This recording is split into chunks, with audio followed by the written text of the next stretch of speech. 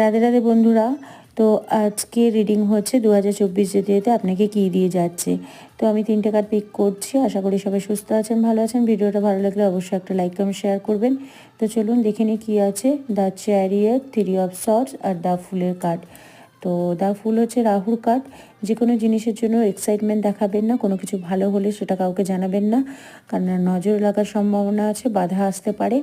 আর যে কোনো কাজ একটু দেখে শুনে বিচার করে করবেন, কারণ সামনে খাই আছে, ফটোটায় দেখুন পড়ে যাওয়ার সম্ভাবনা আছে। অবশ্যই নিউ বিগিনিং কার্ড, হঠাৎ গেন হতে পারে।